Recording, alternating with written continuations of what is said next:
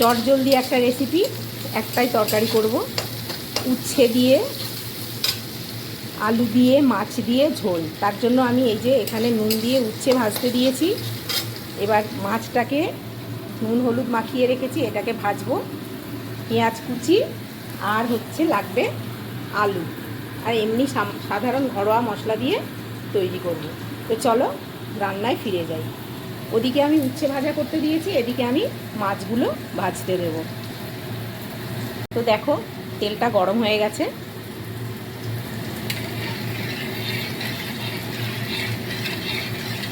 তেলটা কিন্তু আমার গরম হয়ে গেছে। এখন আমি মাছগুলো ছেড়ে দেবো, যে কোনো মাছ দিয়ে, তবে নদীর মাছ দিয়ে বেশি ভালো হয়। পুকুরের মাছ দিয়েও হবে, এটা হচ্ছে ভাঙান পাশে বরফের মাছ দিয়ে করলে বেশি ভালো হয় এই উচ্ছে দিয়ে মাছ দিয়ে ঝোলটা।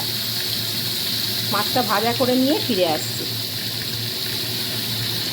উচ্ছেটা আমার ভাজা হয়ে গেছে, শুধু ভালো করে ধুয়ে নুন দিয়ে ভেজে নিয়েছি। এই যে এত তেল দেখছো, এই তেলটা আমি ফেলবো না, উচ্ছেটা ছেঁকে তুলে নিয়ে এই তেলেতেই মাছের ঝোলটা আমি বসাবো। সেটা তুলে নিই।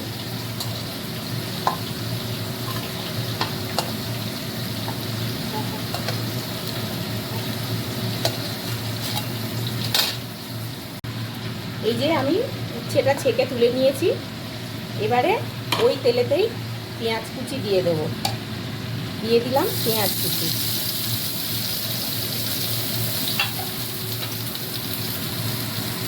পেঁয়াজটা নরম হয়ে গেছে। এবারে আমি মাছের যে আলু, ঝোলের যে আলু, এই মাছের ঝোলের আলুটা দিয়ে দেবো।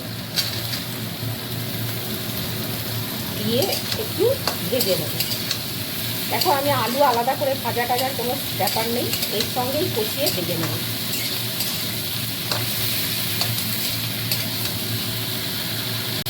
আলুটা একটু নেড়ে নিয়ে এবার দিয়ে দেবো পরিমাণ মতো নুন, দিয়ে দেবো হলুদ গুঁড়ো,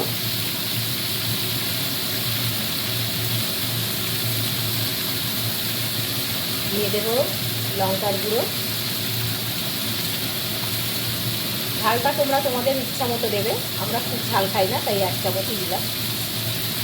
দিয়ে দিলাম জিরে গুঁড়ো।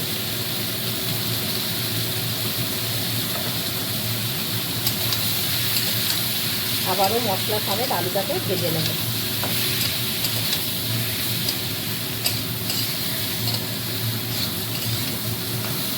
খুব সিম্পল একটা রান্না, চটজলদি হয়ে যায় আর খেতেও খুবই সুস্বাদু হয়।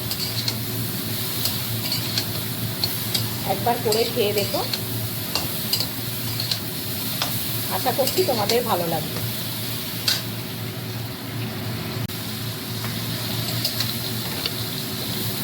দেখো মশলাটা কষানো হয়ে গেছে। এবার আমি পরিমাণ মতো ঝোল দিয়ে দেবো।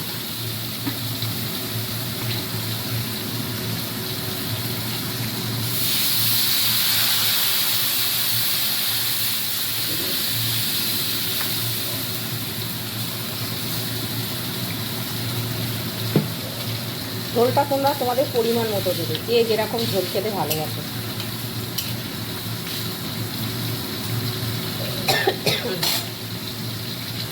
এবারে আমি মাছগুলো ঢেলে দেবো।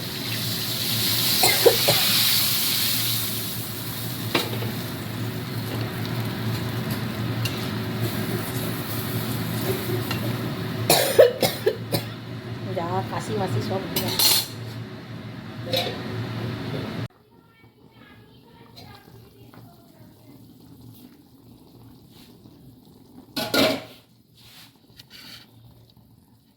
উচ্ছের তরকারির এটাই হচ্ছে ট্রিক, সঙ্গে সঙ্গে উচ্ছে দিয়ে দিলে হবে না, দিতে হবে ঝোলটা ঠিক হয়ে আসবে, সেই সময় নামাবার সময় উচ্ছেগুলো ওপরে ছড়িয়ে দিতে হবে।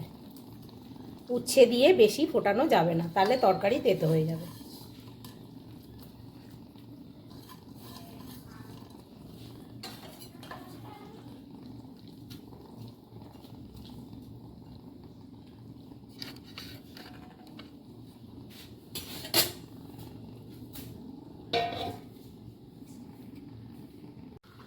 দেখো এই যে ফুটতে শুরু করলো, এখনই আমি বন্ধ করে দেবো। আমার তরকারিটা কমপ্লিট হয়ে গেছে।